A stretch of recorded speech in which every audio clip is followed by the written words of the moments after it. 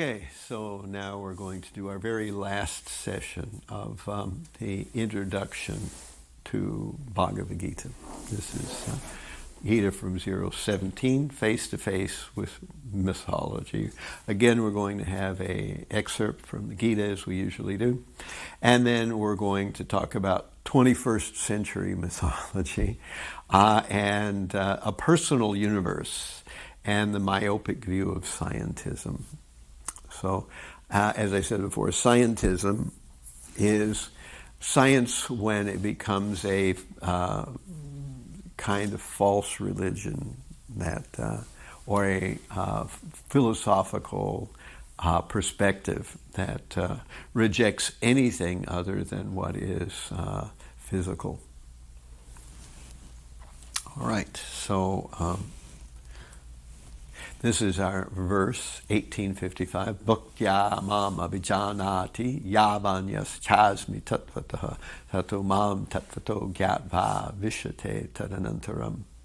One can understand me as I am, as the Supreme Personality of God, only by devotional service. And when one is in full consciousness of me by such devotion, he can enter into the kingdom of God. So, as we've been talking about, knowledge is not just about downloading some data or taking a college class in something. Knowledge is actually a process of internal purification. So if a person is not doing internal purification, there's some kinds of knowledge they will not have. They will have no access to. They might even have read words that describe that knowledge, but because they're not applying them, they're not integrating those words into their lives, then knowledge remains, Sorry, just want to, can you elaborate on internal purification for, us? I gave the example last week or 2 weeks ago, I don't remember when it was, that if a college professor was giving a discussion on, say, quantum physics, and he came into the room and discovered that the students had passed around a vodka bottle and they were all half lit, then would he even start the discussion? Because he could say the words, but because of their consciousness, they wouldn't grasp. So what do we mean by purification? In this case, we mean that a person they may not fully believe or fully understand what it means to serve God, but at least they are hypothetically accepting the idea that spiritual knowledge, particularly bhakti yoga, can be done in the mood of trying to serve the Supreme. They may not be serving the Supreme in full, unmotivated, uninterrupted way, because they still have material desires. They're still contaminated by so many sins and bad habits from the past life. But because they have this desire and they're hypothetically adopting the process, then through time, they will gradually be purified. They'll be purified from lust, anger, greed, and so many others. These are the 6, various unwanted things in the heart: lust, anger, greed, madness, illusion, and I forget what the envy. Lust, anger, greed, madness, illusion, and envy. So these things are bad attitudes, and they're bad attitudes that are fixable. So they can be fixed. How? By engaging in bhakti yoga. And they usually only gradually become removed from the consciousness, that's the nature of devotional service. We're contaminated, we have bad habits, but by beginning the process of devotional service, we gradually become purified from our bad habits. We become removed from our past. And as our consciousness is purified, as our heart is purified, then we can understand these teachings much easier. And we begin to realize them at a deeper level and take them even more seriously than we did before. So, as we were saying here, that one can understand Krishna by devotional service only. Otherwise, one can guess and speculate about God, or one can perform experiments, whatever one wants to do. It won't make any difference. You won't learn anything about God that way. You can only learn about God by trying to serve God with devotion. And then you can actually understand about God very easily. So, we've said before that not only the Vedic system is seen in modern academia, in modern science, in modern philosophy as a mythology, but all religious systems are seen basically as mythological by the modern world,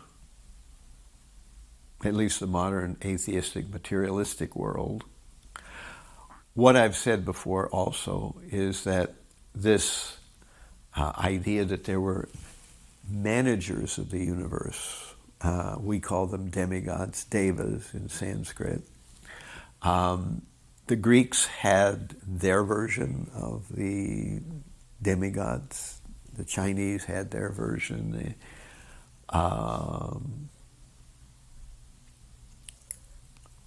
Scandinavians, the Egyptians, anywhere you go in the world, there was this concept that there were managers of the universe.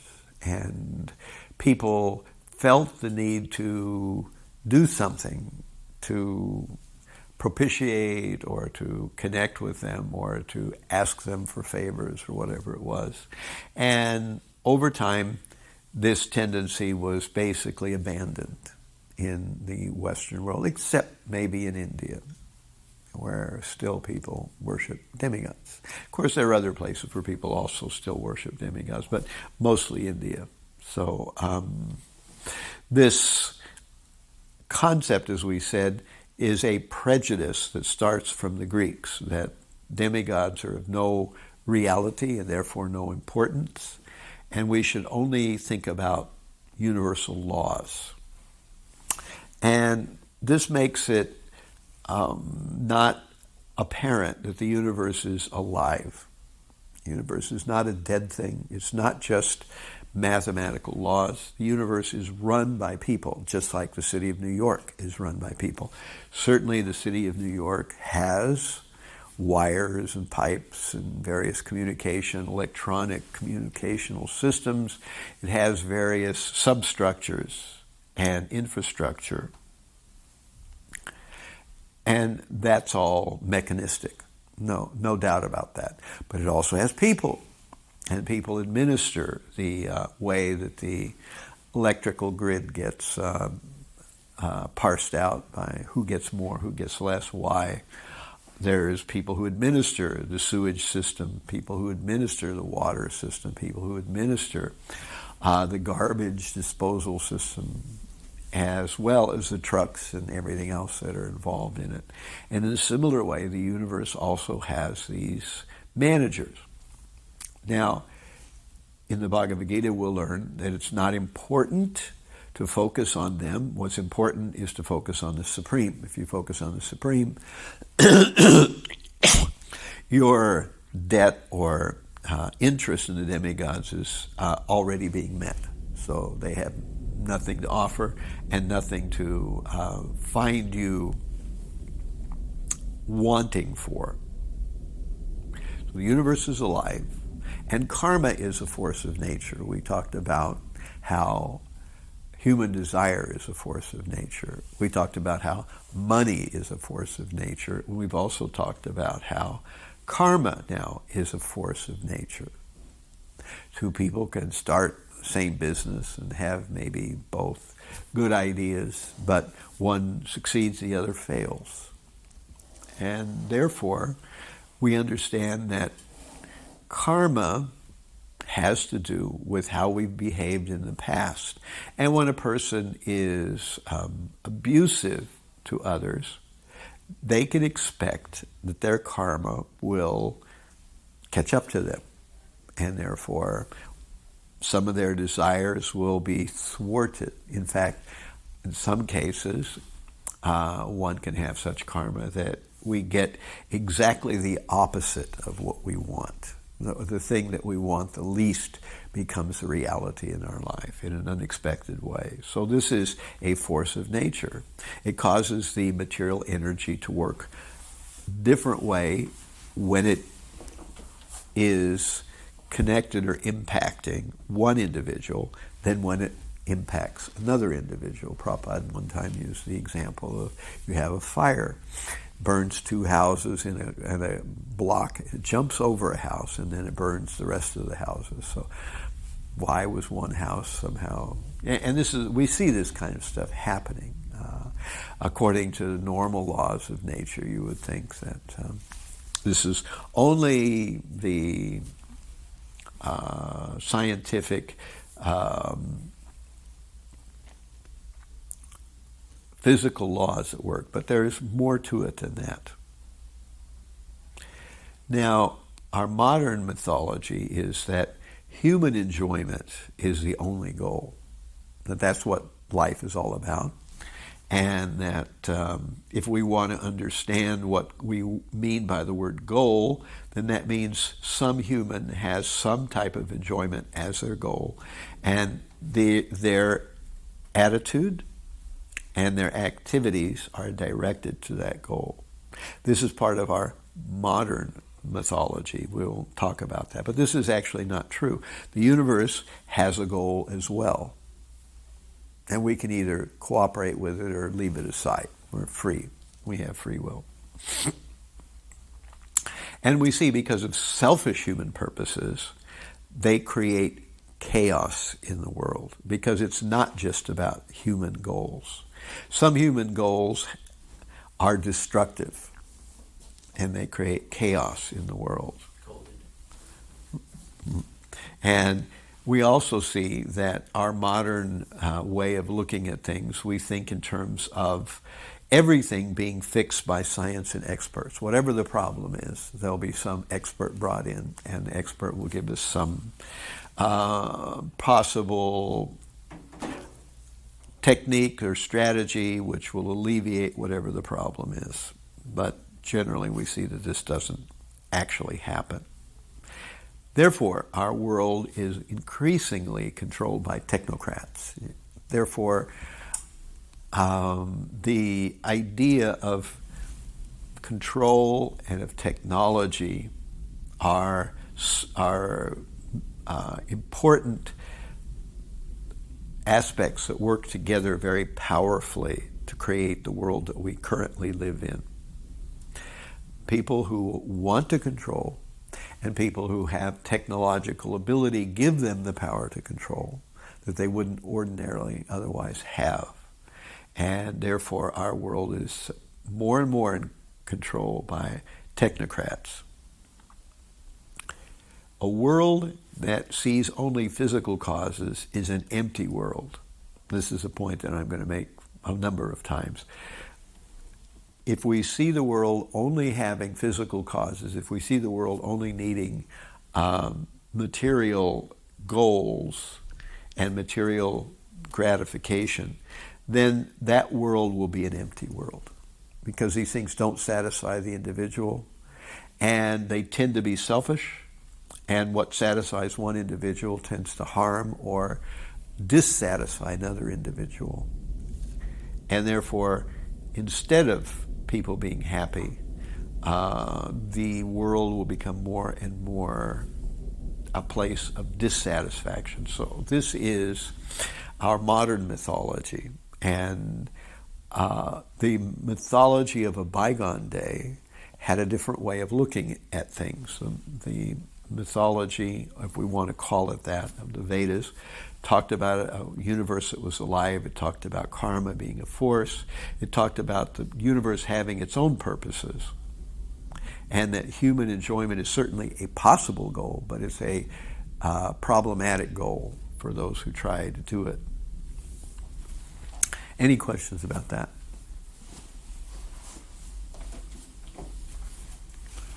What is the goal of the universe? The universe is nicely schizophrenic. It has two goals. It has the goal of allowing people to recognize the real purpose of life, which is to understand the Supreme Lord and develop a desire to serve Him, or, if they wish, to ignore the Supreme Lord and continue with various material plans that have nothing to do with the Supreme Lord. There's a verse, Abir Bhutani Bhutatma Mahabhutayar Mahabhujaha Sasar Chavachani Adya Swamatratma Prasideye. That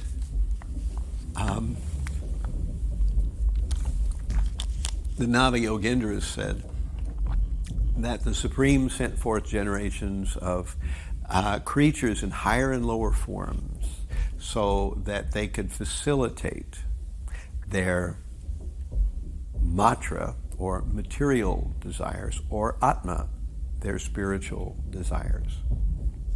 So the universe is ready to do either one of those things, depending on what you want. If you want material desire, the universe will give you an opportunity to try to get material desire. The universe doesn't guarantee you're going to get that material desire, but the universe will give you an opportunity for it. And if you decide you're finally finished with that hallucination, then you can try to develop spiritual life.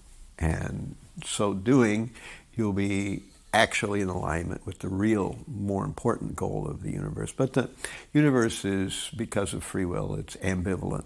You can do either one of those things. And most of us kind of ping-pong back and forth between those two modes of operation. As you become more of a devotee, you spend less of your time on the following after material things and more of the time in spiritual process.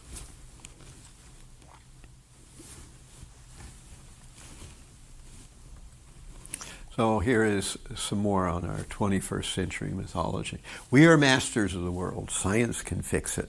Whatever it is, science can fix it. If we can do it, let's do it and figure out the consequences later. These are the thinking of modern people. Morality is only convenience, really. That we have morality, because if we didn't have morality, we couldn't have a technological society. We would just be at each other's throats. And under those circumstances, we couldn't build computer chips and jumbo jets. It wouldn't be practical. People would just be fighting hand and club.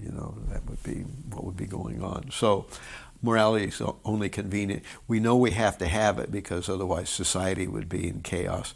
But we also know that morality is really pointless. So that's modern thinking, modern 21st century philosophy. Of course, our modern 21st century philosophy, when we mess up the earth, we can just go to another planet. That's another concept. That's what we hear all the time by talking heads on the media. The human social cost of technological change is always worth it. We never think about the price we pay for new technological advancements. That we have some new thing, but how will it transform society? In some cases, we see that society is transformed for the better, in some cases for the worse.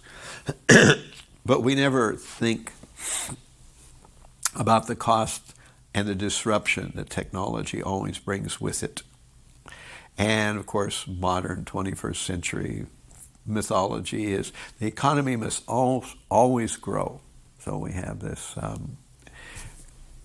growth index of GDP, so we have gross domestic product or gross national product, and that has to always increase by a certain amount of percentage points.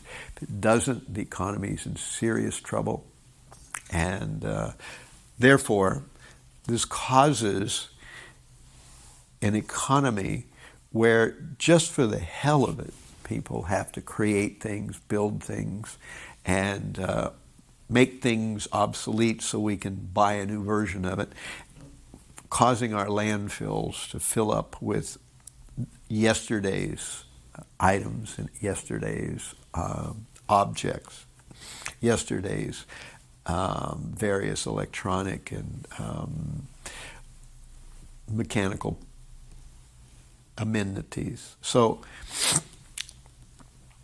this is a new one that we're starting to see more, that it's proper for commercial organizations to own and sell basic human needed items like air and water. That some corporations go into places like South America or Africa and feel it's quite normal to buy up a river and then sell the water to people who have been living there for ages. And this is 21st century mythology.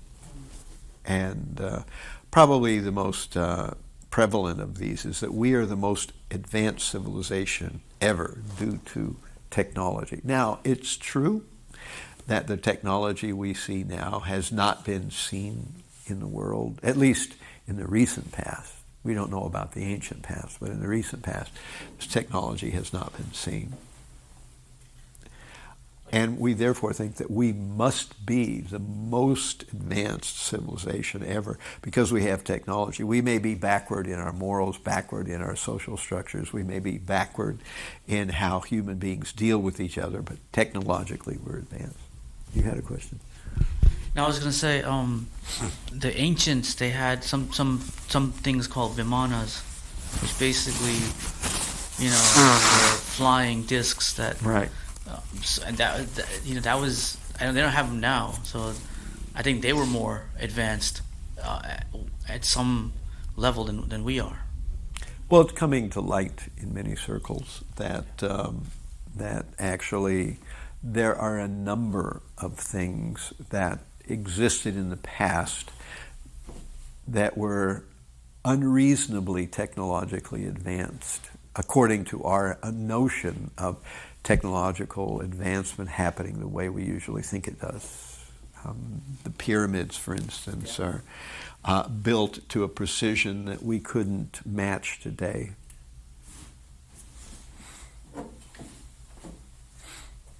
I think we have numbers of things we don't know about.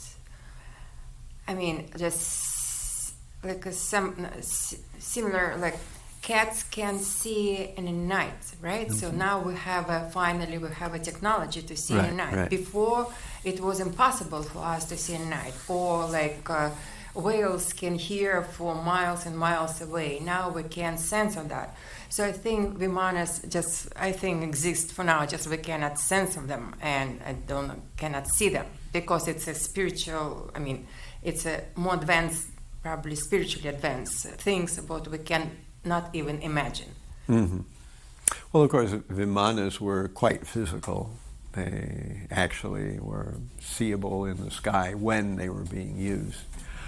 There is no, as far as I know, Vedic information on exactly how to build one.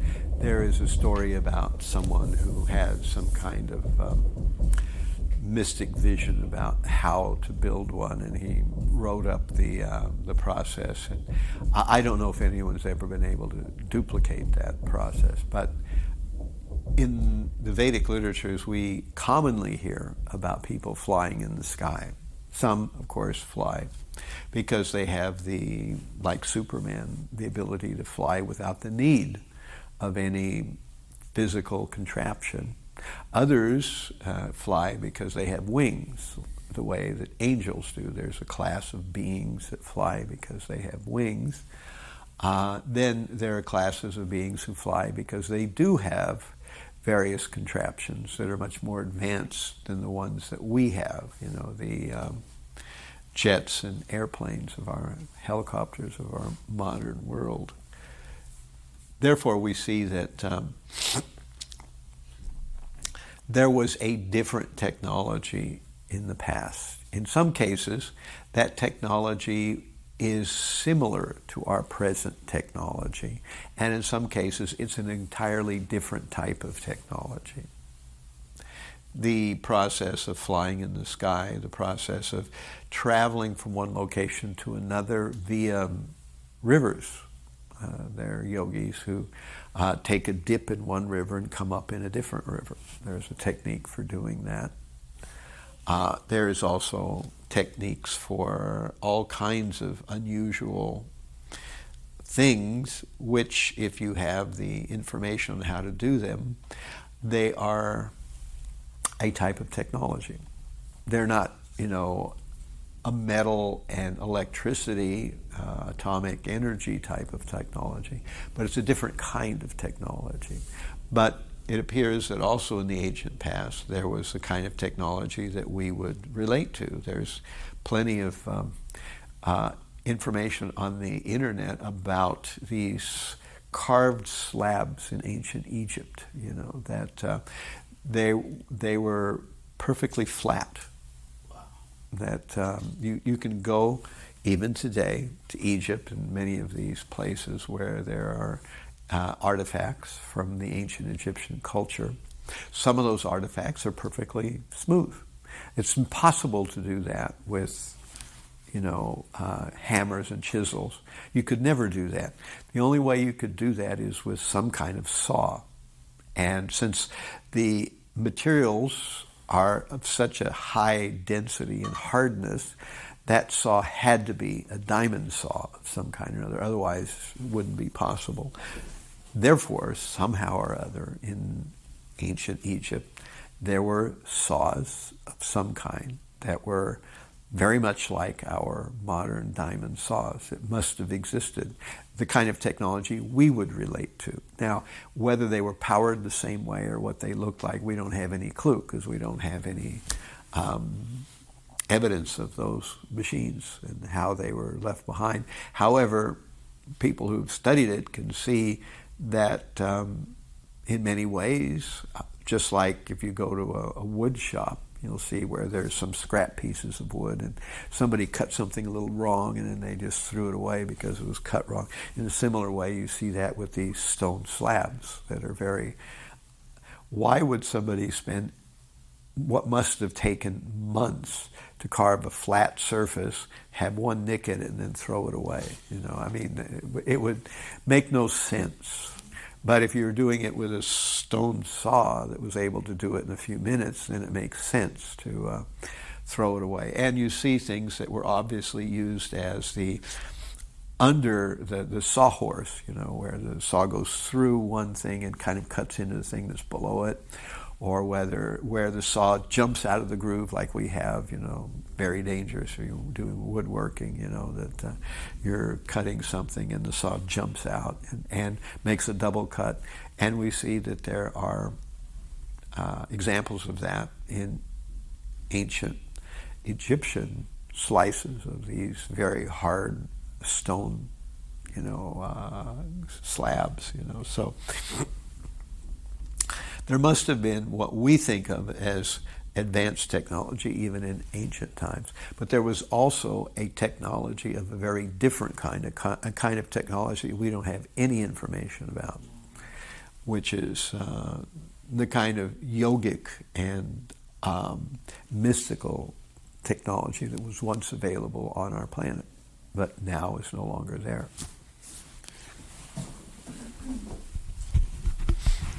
I once saw a video. He had I forgot his name, different videos, supposedly a time traveler, that said the Sphinx was once colorful, and then the leader would, put the people would drink the water and then know about the leader, and then also the pyramids were placed with tuning forks that made it with equilibrium, then have no weight, and then were able to place it. I don't know. Well, it's hard to know exactly how any of this, there's lots of stuff on the internet. Some of it is somewhat reasonable and is careful, and others is just, there so that people will give you clicks, So it's hard to tell, but one thing that's clear is that if you go to Egypt, you'll see these cuts, and people have videos of these cuts in some of the hardest stone that we know of. You would not be able to cut that stone with copper chisels and wooden hammers. It would not be possible. It's too hard, But somehow or another we have this very flat surface. Or there's some sarcophagi which are perfectly square.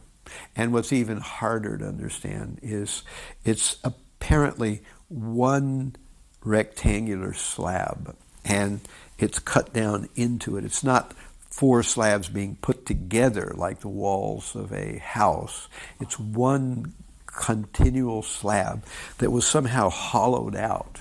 Now, how you would do that, even with our modern equipment, I don't have a clue how that would be done. So somehow or other, and it's square and it's flat. So there were some techniques in ancient time that we don't have the wherewithal to even understand how to deal with in our modern time. So this is the whole thing. We're starting to realize that maybe we are not the most even technologically advanced. Certainly we have a lot of technological advancement.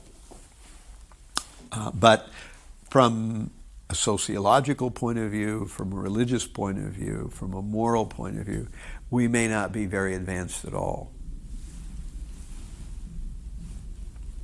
Okay, so the personal universe, we've talked about this a little bit before.